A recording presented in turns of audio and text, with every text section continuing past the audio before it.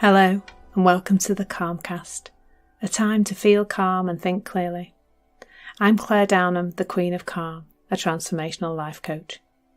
I was a burnt out head teacher who finally made the journey to calm after years of trying, and I want to prevent you from having to do the same. The Calmcast is a series of short explorations, gently guiding you back to your natural state, which is calm and clarity. Just listen like you would listen to music, with an open mind and curiosity. There's nothing else to do. Now let's relax into today's episode.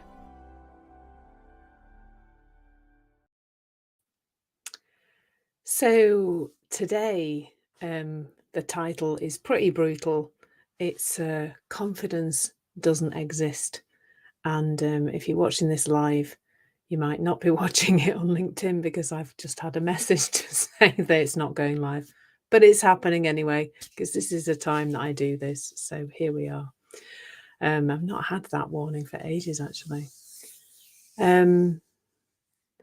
I think we've all spent some of our time seeking this thing called confidence, haven't we? There's so many different words around it, so we can boost our confidence, grow our confidence, develop our confidence. Now, a few weeks ago, or maybe last week, I can't remember, I actually searched just one of those phrases. I searched how to develop confidence, and I got over half a billion, not over 500 million hits. And that's really telling, I think, because there are only 7.8 billion people in the world, just to clarify. So that's a ridiculous number of articles and places to look to develop your confidence. And that's just searching for one of the phrases that people might look for. And, I've done a bit of keyword research around this, and there's lots of different ways to ask that same question.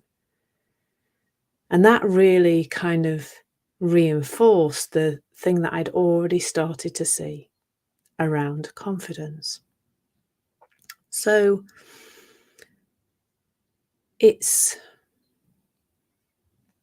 what do we really want when we talk about confidence? We want to do things, don't we?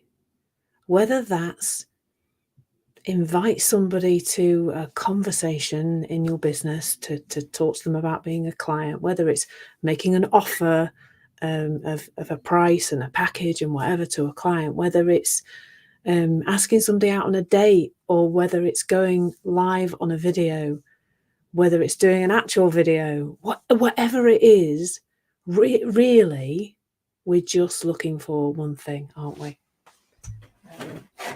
I'm looking for a tissue because I have a runny nose.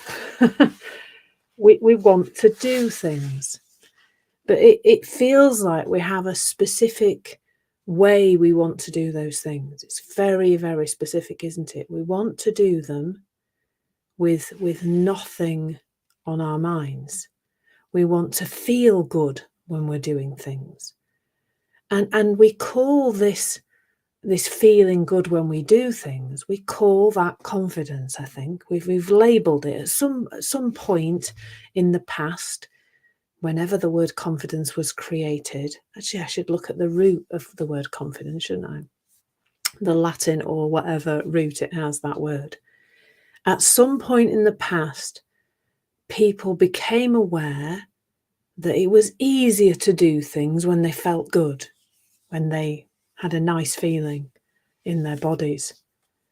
And they called this nice feeling in their bodies confidence. Now, what I've really seen about this is that really what we're looking for is a lack of something, not a thing to be there. And it's confusing, because in actual fact, we can do things. If there's something you want to do and you are physically capable of it, what's really stopping you is the thought that you can't do it. the feeling that that brings with it, whether it's a feeling of anxiety or anything else. And so this thing we're calling confidence really is a lack of those things. It's the ability to turn up and do things and maybe feel okay, but maybe not be bothered if you don't. Like maybe it's more faith or bravery or something else that we actually want. But when we start to understand this thought, feeling, conditioning kind of connection, our relationship with that thing, the awful feeling, uncomfortable feeling, starts to change. So if you're about to do something, let's say you're about to do a video, a live video in particular, let's talk about that since we're doing a live video that will become a podcast. We might have an uncomfortable feeling. Like when I first started doing this, I had uncomfortable feelings, but I really wanted to do it. I had, back in the day when being live on LinkedIn was a brand new thing, and being able to go live on platforms like this was new. I actually had to apply for permission to do this. I'd actually gone through the application process. I'd got permission to go live on LinkedIn. Apparently they just give it out willy-nilly now. But I'd got permission and I'd gone to the trouble of signing up to this platform I use called StreamYard, which is where I create, where I actually have to do the lives. And I had gone through a process. So by the time I got to the stage of actually doing that first live, trying it out and making sure the technology worked, unlike this morning when it's not working properly at all, it was just, even though it felt uncomfortable, I knew I really wanted to do it. And so I just I went through that feeling and I did it. And over the last, it'll be 3 years in August that I started doing this. It just became a thing that I do, like brushing my teeth or making a cup of tea in the morning or whatever else we just do on autopilot. And what I would love you to see is that ability to do things like brush your teeth and make a cup of tea, it's no different than going live.